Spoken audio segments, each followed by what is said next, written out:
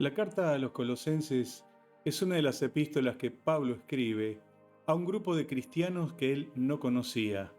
Él nunca había estado en Colosas, al menos hasta este momento, y realmente no tenía un contacto directo con ellos. Pero el corazón de Pablo sí estaba arraigado en la fe de aquellos cristianos que vivían en esa ciudad de Asia Menor.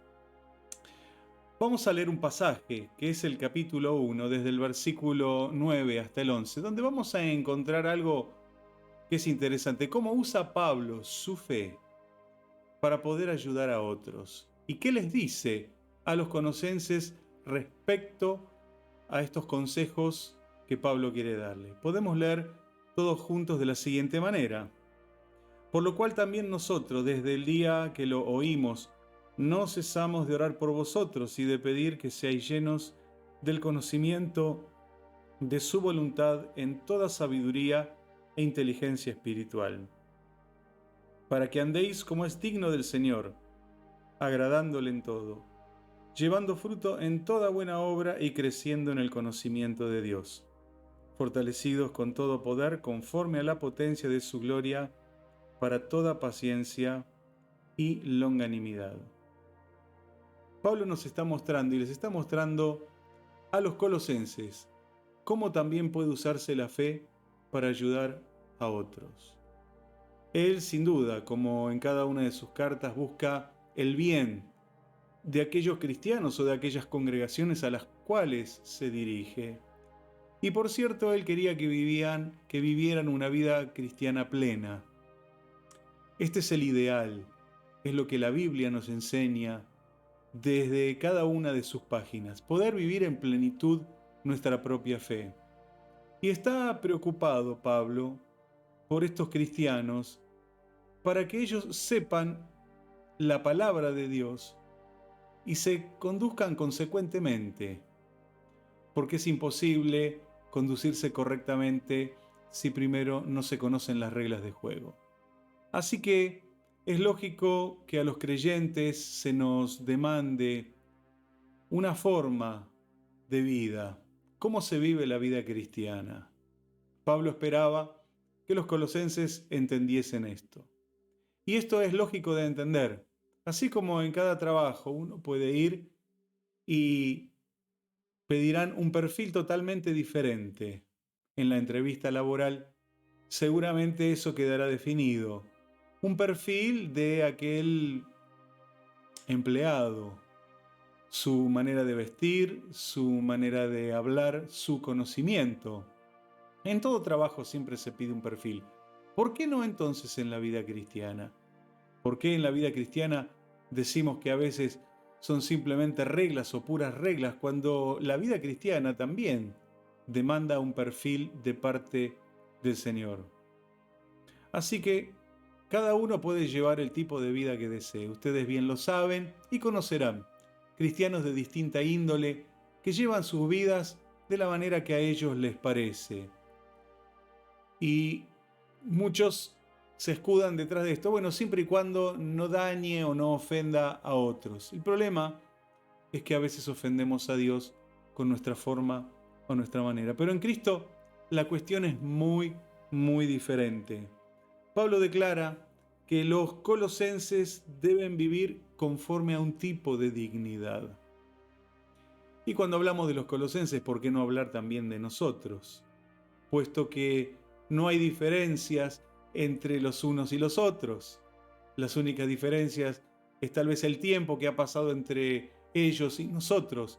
Pero nosotros también debemos admitir que tenemos que vivir de una manera diferente. Pero Pablo quiere ayudarlos y vamos a permitir que Él nos hable a través de estos consejos, a través de estas palabras que Él dejó para los colosenses, a través de su oración, a través de esta fe que Él tenía y que expresaba a través de la oración, una fe nodriza, que es esa fe sensible, que es esa fe que uno puede enfocar en otras personas, sacarlas de nuestro foco personal y enfocarlas en otros. En primer lugar, Pablo habla que va a orar por ellos para que ellos puedan agradar a Dios, como lo hemos leído en el pasaje con el cual comenzamos este mensaje.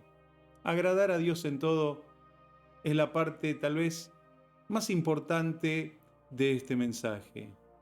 Las demandas del reino de Dios son absolutas. No se puede estar a medias en el reino de Dios. No se puede cumplir una parte e incumplir la otra. Para eso, Santiago, uno de los hermanos o medio hermanos de Jesús, obviamente por parte de María, escribió en la carta que lleva su nombre, en el capítulo 2, versículos 10 y 11, de la siguiente manera: porque cualquiera que guardare toda la ley, pero ofendiere en un punto, se hace culpable de todos. Porque el que dijo, no cometerás adulterio, también ha dicho, no matarás. Ahora bien, si no cometes adulterio, pero matas, ya te has hecho transgresor de la ley. Creo que es muy clara la palabra que Santiago nos expone. Cualquiera que viola un punto de la ley, pues se hace transgresor de todos. Son delitos espirituales delante del Señor. Pero la vida del cristiano, tenemos que entenderlo finalmente, que no es una vida compensatoria. No es que por no hacer esto puedo hacer un poquito de lo otro. No podemos andar balanceando o compensando los actos de la vida cristiana. No, Pablo decía a los colosenses que debían agradarlo a Dios en todas las cosas. Para ello deberemos de observar cada detalle de nuestra vida. Tampoco es vivir bajo una mentalidad condenatoria. Dios no espera que ninguno de nosotros viva de esta manera. Pero sí que podamos ser consecuentes y evaluar nuestros actos, nuestras palabras, nuestras maneras o nuestras formas. Es importante para que siempre podamos agradar a Dios. Juan escribió en su primera carta, en el capítulo 2, versículo 1, de la siguiente manera: hijitos míos, estas cosas os escribo para que no pequéis. Y si alguno hubiere pecado, abogado tenemos para con el Padre, a Jesucristo el justo. Es un alivio tener este pasaje en la palabra de Dios, porque todos cometemos errores y todos fallamos, y esas fallas delante de Dios, no importa cuáles sean, terminan siendo pecados, terminan siendo desviaciones a lo que Dios espera de cada uno de nosotros. Pero quédese tranquilo, Juan escribió que si no podemos agradar a Dios en algo, abogado tenemos que nos defienda delante del Padre, para que nuestras obras sean perfeccionadas delante de Dios y que tengamos su bendición y su aprobación. Dios espera el máximo compromiso con su palabra. Como dije recién, no espera compromisos a medias, ni espera compensaciones. Bueno, como me he limitado tanto en esto, me voy a permitir algunas cosas en lo otro. No, no es así como se vive la vida cristiana. Recordemos y sepamos que los colosenses estaban bajo la influencia negativa de los falsos maestros. Tal vez maestros que enseñaban el gnosticismo, que era una mezcla entre filosofía griega, judaísmo y otras cosas que las personas pensaban en aquel momento y en aquel entonces. Esta influencia era muy poderosa dentro de la iglesia del primer siglo y Pablo está tratando de contrarrestarla para que no llegue a afectar la vida cristiana de aquellos hombres, de aquellas mujeres que vivían en Asia Menor. Ellos tenían que comprender que a Dios hay que agradarlo de todas las formas que uno pueda. Y esta era la oración de Pablo. Y ahí estaba aplicada su fe. Él oraba para que ellos pudiesen agradar a Dios en todas las cosas. Pero no solo por esto oraba. No solo por esto Pablo usaba su fe y tenía esta fe nodriza. Él también oraba y pedía a Dios para que ellos puedan llevar fruto en toda buena obra. Esto también es muy bueno y muy importante, poder llevar fruto. La cuestión del fruto es un tema primario en la Biblia también. No es un tema menor, sino que es importantísimo. Dios lo demanda, Dios lo reclama para sus hijos. En el caso de las plantas, el fruto es el producto de una planta, por supuesto. Pero hay dos opciones respecto a ese fruto. En primer lugar, Jesús habló en Mateo capítulo 12, versículo 33, y él habló del buen árbol se descubre por el buen fruto, y el mal árbol se descubre por su mal fruto. Nadie puede saber qué calidad tiene un árbol hasta que dé sus frutos. Esta es una de las posibilidades. Dar mal fruto.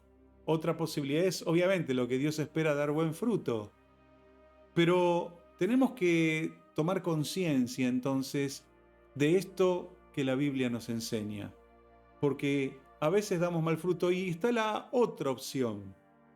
La otra opción interesante que también Jesús habla, pero ahora en Mateo capítulo 21, cuando Jesús iba pasando por una cierta región y tuvo hambre y se acercó a una higuera para comer de ella fruto y dice que no lo encontró.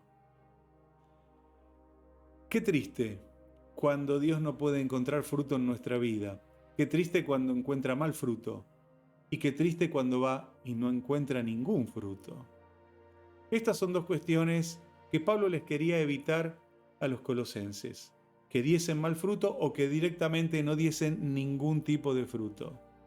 La oración entonces de Pablo, esa oración tan genuina que brotaba de su corazón porque él no los conocía, era para que estos cristianos puedan vivir una vida plena, sin evadir las responsabilidades cristianas. Pablo no estaba pidiendo que puedan evadir esas responsabilidades, al contrario, él quería que cumplan con la palabra de Dios y que sean hombres y mujeres de buen testimonio.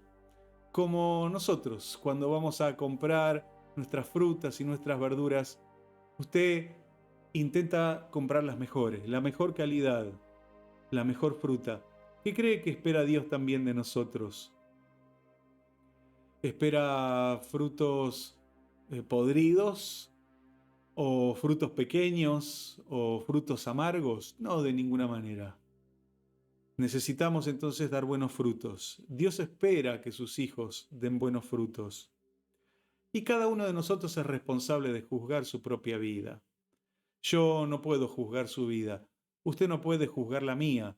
Solamente podríamos juzgar aquellas cosas que vemos. Tal vez una buena actitud, juzgarla como buena, o una mala actitud, reprochable. Pero ¿quién puede juzgar el corazón de otra persona? Solamente nosotros estamos en capacidades y condiciones de juzgarnos a nosotros mismos y poder entender qué fruto estamos dando delante de Dios. Pablo oraba por esto intensamente, pero hay algo más por lo cual él oraba y que lo dejó claramente expresado en estos versículos que leíamos al principio. Pablo esperaba que estos creyentes pudiesen crecer en el conocimiento de Dios. Sí, oyó bien, crecer en el conocimiento. Esto tiene que ver con una actividad intelectual, muchas veces despreciada por la Iglesia. El desarrollo del intelecto ha sido juzgado inclusive muchas veces por la misma Iglesia cristiana. Pero es algo que la palabra misma enseña. Debemos crecer en el conocimiento de Dios. Creo que a todos nos gustan los bebés. Dan una imagen muy tierna, muy inocente. ¿Quién no se conmueve con la imagen de un niño? Pero uno no espera que el niño sea niño toda la vida. Esos papás que reciben a un niño en sus casas no esperan que dentro de 20 años siga siendo niño. Esperan que madure, se desarrolle, sea una persona adulta, que piense, que trabaje, que decida por sí mismo. ¿Usted no cree que Dios espera lo mismo de cada uno de nosotros? Pablo escribió ahora a los Corintios en el capítulo 15, versículos 58, él les decía que debían de crecer en la obra del Señor siempre. Pues esta es la idea: crecimiento, es desarrollo, es vida, es prosperidad. El Evangelio no es retroceso, no es degradación, no es achicarse, sino por el contrario es agrandarse y desarrollarse. Cuando llega el Evangelio llega el bien a una persona, a una familia, a una sociedad, a un país. Viene el crecimiento porque las personas se dan cuenta que estaban atrapados, que estaban tal vez encarcelados en cárceles que ellos mismos construyeron o que el diablo construyó para sus propias vidas. Y comienza la liberación. Y esa liberación termina siendo progreso y termina siendo crecimiento. Alguno preguntará, tal vez usted se esté preguntando en este mismo momento, ¿cuándo voy a terminar de crecer entonces? Bueno, quiero decirle que al menos mientras estemos en este cuerpo y tengamos esta vida, esta será una meta continua y constante. Nadie de nosotros puede decir, bueno, hasta aquí he crecido y no voy a crecer más. Bueno, sí, lo podríamos decir, pero estaríamos tal vez fracasando a los planes de Dios. Estaríamos abortando algo que Dios quisiera hacer en nuestra vida. La idea es que hasta el último día de nuestra vida, no importa cuánto vivamos, Dios espera que nos sigamos desarrollando y que sigamos creciendo, conociéndolo mucho más a Él. Así que tenemos entretenimiento para rato. Usted no se puede aburrir en este camino, no se puede quedar en el conocimiento. Siempre tiene que haber alguna actualización. Por eso continuamente tenemos que ir a la palabra de Dios, leerla, pensar en ella, meditar, preguntarnos y volver a buscar respuestas para volver de nuevo a la misma palabra de Dios. No se preocupe, en esta vida esto no se termina, nunca dejaremos de crecer, como bien lo dije, al menos mientras estemos en este cuerpo. Conocer a Dios no es solo conocer el logos. El logos es una palabra griega que define a la palabra escrita. Sí, aquella letra que fue escrita con tinta sobre papel o papiro. Eso es el logos. Pero no nos olvidemos que como la palabra de Dios es viva y eficaz, no es solo logos, hay también un rema. Es otra palabra griega que nos dice el mensaje que ese logos nos transmite. Es ese mensaje para aquí, hoy y ahora, de parte de Dios para tu vida. Estoy seguro que a lo largo de estos minutos de mensaje y de predicación, Dios estuvo hablando a muchas personas. A algunos les habrá dicho una cosa, a otros les habrá dicho otra. Con las mismas palabras, Dios habla a los corazones de los hombres, pues ese es el rema de Dios. Y sabe, esto no se acaba. Dios no está limitado como nosotros. Cuando se nos acaban las ideas, se nos acaban las palabras o se nos acaban los recursos.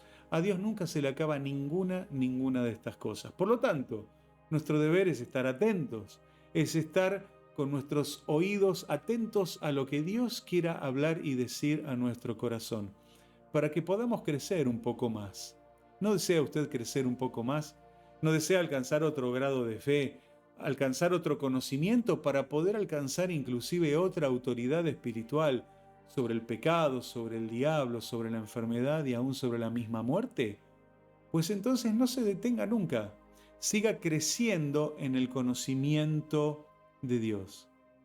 Tal vez esta es la tarea que dure toda la vida, pero creo que es una de las más satisfactorias que podemos llegar a realizar. Crecer, desarrollarnos y ayudar a que otros crezcan y otros se desarrollen. Por lo tanto, esta fe nodriza que vemos en Pablo, esa fe por la cual él accedía a la oración y pedía por estos colosenses desconocidos hasta ese momento, ¿por qué no la usamos también nosotros para poder orar y ayudar a otras personas? Para que otros también puedan agradar a Dios, como ya lo hemos alcanzado nosotros. Para que otras personas también puedan llevar buen fruto delante de Dios. Y para que otros puedan crecer en el conocimiento de Dios. Yo lo animo a que usted empiece a orar por otros, como Pablo lo hacía. La mayoría de las oraciones de los cristianos son por uno mismo o por las necesidades que nos rodean, por las necesidades tal vez más sentidas, que son genuinas, que son verdaderas. Pero también podemos usar esa fe. Por eso la llamé fe nodriza, porque es esa fe maternal, aplicada a otras personas, para que otros también puedan surgir, para que otros puedan levantarse y este evangelio pueda extenderse tanto en este país tan tan necesitado y tan vacío como vemos últimamente. Por eso vamos a orar por otros, vamos a pedir por nuestra tierra, pidamos por nuestro país, que el cielo gobierne sobre la Argentina y que la fe de nuestros corazones pueda transformarse en alegría, en crecimiento, en bendición en otras personas. ¿Se anima a orar junto a mí en este momento? Cierre sus ojos y oramos juntos entonces. Gracias, Señor Jesús, te damos por este tiempo que nos has permitido de reflexionar en tu palabra. Hoy, Señor, ponemos nuestra fe a disposición de otras personas y queremos por esta oración, Señor, aplicar nuestra fe para que otros, Señor, puedan agradarte a ti, que puedan, Señor, satisfacer tu corazón, satisfacer tus demandas. Dios, sabemos que hay muchos cristianos que están debilitados. Señor, muchos se han apartado de la fe, han abandonado la iglesia, han abandonado el camino del Señor Jesucristo. Te pedimos en esta hora, Señor, que puedan aquellos hombres, aquellas mujeres, niños y ancianos, Señor, que tal vez hoy todavía no te están agradando, que puedan alegrar tu corazón, Padre, porque tú eres su Dios, eres su Padre. Señor, que puedan llevar fruto a las palabras, como bien conocemos, Señor, se las lleva el viento. Pero las obras, los frutos, las cosas que las personas podemos hacer, Señor, pueden ser de beneficio para esta humanidad. Necesitamos dar ese testimonio tuyo, porque somos tus embajadores en esta tierra si es que somos cristianos. Señor, y tenemos que dar testimonio de ti y llevar fruto digno. Para que vos puedas agradarte, Señor, nosotros debemos de llevar fruto. Que no suceda como aquel árbol malo que daba malos frutos y que no nos suceda como aquella higuera que no tenía fruto. Señor, que cuando vengas a nuestra vida puedas encontrar algo que te agrade, algo sabroso para alegrar tu corazón. Señor, y también en este día te pedimos, Señor, que otros puedan crecer en tu conocimiento. Señor, hablaremos de ti, predicaremos tu palabra, pero te pedimos que pongas hambre en los corazones de las personas, hambre espiritual por conocerte a ti y tu palabra. Señor, genera esa hambre. Argentina necesita tener hambre de ti. Señor, Argentina necesita tener hambre de las verdades espirituales. Argentina necesita comer de la palabra de Dios. Para que esta tierra pueda verdaderamente cambiar, tu palabra tiene que instalarse en los corazones de este pueblo. Señor, pedimos esta bendición sobre nuestra tierra. Y te damos gracias, porque sabemos, Señor, que con esta fe nodriza también, donde hemos pedido por otros, Señor, tú contestarás la oración, porque ha sido hecha con fe en nuestro corazón. Padre, gracias por este momento que nos has regalado, gracias por este tiempo que nos has permitido estar juntos para compartir este mensaje. Bendito sea tu nombre, Padre, en el nombre de Jesús. Amén y amén. Que Dios te bendiga muy ricamente y que tu fe, procura que tu fe sea una fe nodriza. Dios te bendiga.